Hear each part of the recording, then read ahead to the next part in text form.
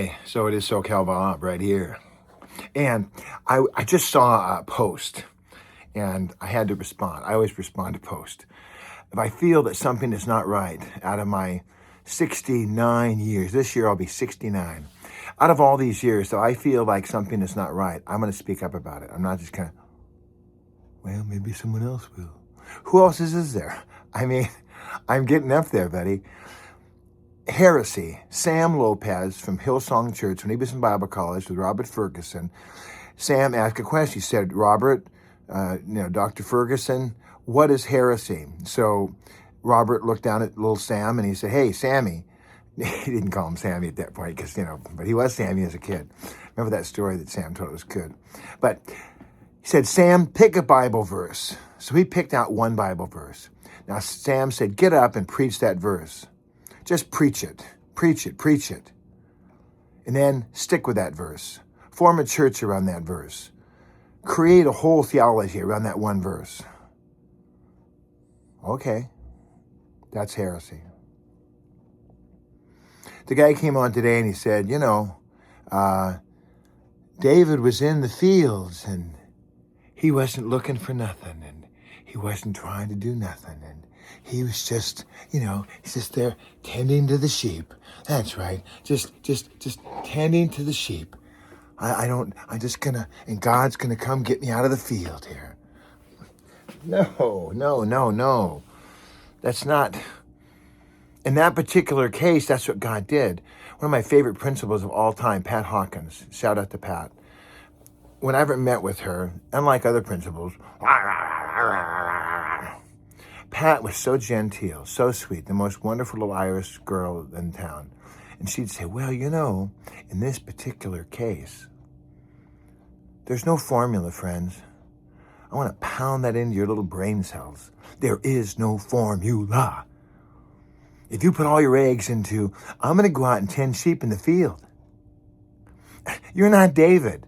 And God's not going to duplicate and run off, oh, this is it.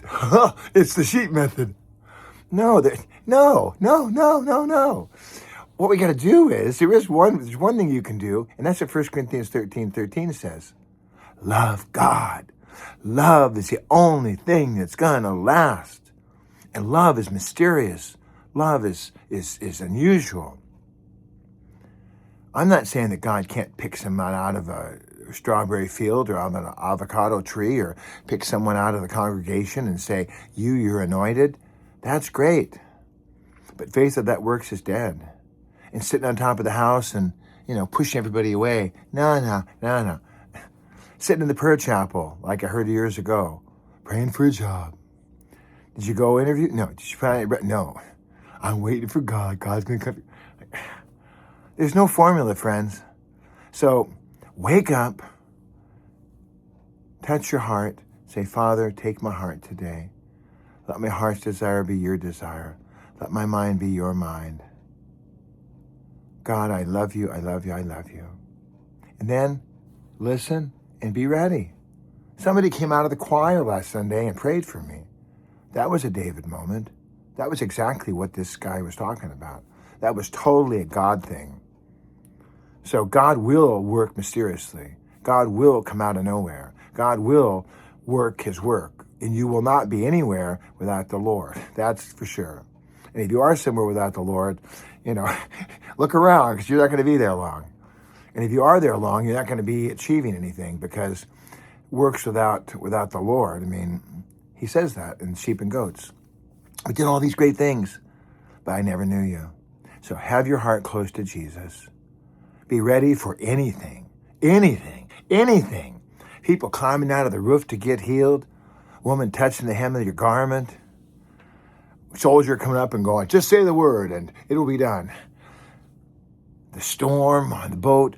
That's why the Bible is so chock full of God's stories. They're not a recipe. Well, how much more butter now, Marge? No, they're not a recipe. They're examples. And God's going to blow our minds by doing new things today. Amen? Love you. You're the best. Love you.